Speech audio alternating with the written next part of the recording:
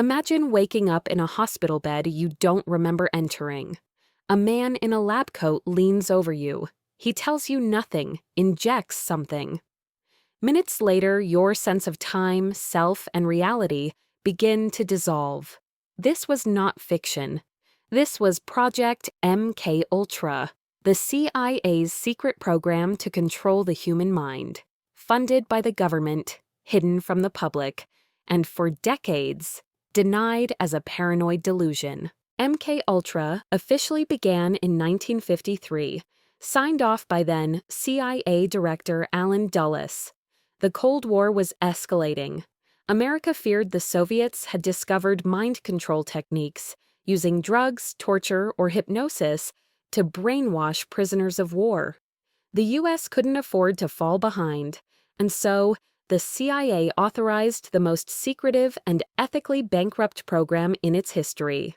MKUltra would explore how to erase memories, implant new thoughts, induce confessions, control behavior.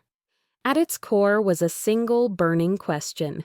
Can we own a person's mind? MKUltra wasn't one experiment.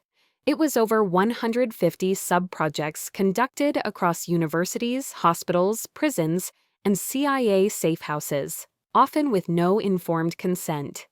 The agency experimented with nearly every method of psychological manipulation imaginable. Drugs were central. LSD, barbiturates, amphetamines, mescaline, psilocybin, administered in combination or isolation. Sometimes the goal was to break the subject's grip on reality. Sometimes it was to induce a suggestible, dreamlike state. In one variation, agents injected a barbiturate in one arm and an amphetamine in the other. The result was violent confusion, followed by manic, uncontrolled speech. In another case, subjects were given LSD daily for 77 days straight. They were monitored through one-way mirrors while their minds dissolved. One CIA memo described the drug tests as a way to create a condition of helplessness akin to the breakdown of the personality. But it wasn't just chemicals. Sensory deprivation was used to dismantle mental stability. In padded, soundproof rooms, subjects lay in complete darkness for hours or days, wearing goggles, earmuffs, gloves, and full-body suits. Their brains, deprived of stimulation, created hallucinations and panic. Some begged to be released after just 15 minutes. Others were kept under for weeks. Hypnosis was tested as well. CIA documents detail attempts to plant false memories and trigger actions using post-hypnotic suggestion. The ideal goal was a subject who could carry out missions with no conscious memory of having received them. In the now infamous Operation Midnight Climax, CIA-run brothels were established in San Francisco and New York.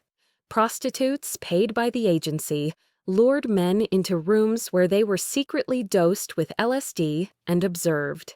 The agents behind the mirror didn't just record the effects of the drugs. They watched how the men behaved when their inhibitions collapsed. The goal wasn't therapy. It wasn't interrogation. It was control. One declassified file described the ideal test subject as unaware he is being experimented upon, but conscious enough to carry out post-hypnotic commands. These experiments destroyed lives, and most of the people involved never even knew their names were in the files. Linda MacDonald was a young mother of 5 when she checked into the Allen Memorial Institute in Montreal in 1963. She was struggling with mild depression and expected compassionate treatment. Talk therapy, rest, maybe medication. What she received instead was psychological annihilation. Under the care of Dr. Ewan Cameron, a world-famous psychiatrist, Linda was subjected to over 100 electroshock treatments, at up to 40 times the standard voltage drug-induced comas that lasted weeks. Recorded messages played on a loop for hours each day. While she was unconscious, Cameron called it psychic driving. The goal was to break down the personality, to wipe the mind clean, and then rebuild it. Linda never gave consent, and she never knew who was really behind it, because Linda MacDonald never left Canada. But the CIA found her anyway, through a covert front organization called the Human Ecology Fund. The CIA funneled money directly to Dr. Cameron's research. He was unknowingly operating under MKUltra's Sub-Project 68 and experimenting on Canadian citizens with American intelligence funding. When Linda was discharged, she had no memory of her husband, no memory of her children. She had to relearn how to read, how to use a toilet, how to live. She later said, "They took me and they destroyed me. They created a vegetable and left a soul like mine to struggle." She wouldn't learn the truth until 1984, 20 years later. In 1953, just months into MKUltra's launch, a scientist named Frank Olson began having doubts. Olson was a biochemist working on chemical weapons for the CIA. Without his knowledge, he was given LSD at a retreat by his colleagues. Days later, he suffered a severe breakdown. A week after the dosing, Frank Olson fell from the 13th floor of a New York hotel. The CIA said it was suicide. Decades later, a second autopsy revealed blunt force trauma to the head before the fall. His family still believes he was murdered. In 1973, as the Watergate scandal exposed cracks in government secrecy, CIA Director Richard Helms ordered the destruction of all MKUltra files. Only a fraction survived. In 1975, the U.S. Senate launched an investigation, the Church Committee. They uncovered horrifying details. Over 80 institutions involved 185 researchers. Dozens of front organizations' victims testified. Records leaked. A Freedom of Information Act request in 1977 revealed 20,000 documents that survived the purge. But the most disturbing thing wasn't what we found. It was what was intentionally erased. We will never know the full scope, or the full number of victims, or whether every part of MKUltra ever truly ended. MKUltra isn't just a chapter in CIA history. It's a scar. A reminder of how far governments will go when driven by fear and secrecy. It influenced pop culture, The Manchurian Candidate, Stranger Things, Jason Bourne.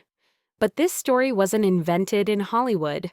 Real people were drugged. Real people were tortured. Real people were broken. Linda MacDonald later received a settlement from the Canadian government, but no one from the CIA was ever held accountable. MKUltra shows us what happens when power has no oversight, when national security becomes an excuse to erase morality, when human beings are treated like lab rats. The program was exposed, the documents were burned. But the question remains, if they did this once, what are they doing now? Drop your thoughts below and subscribe to Obscura Historica for more truths history tried to bury.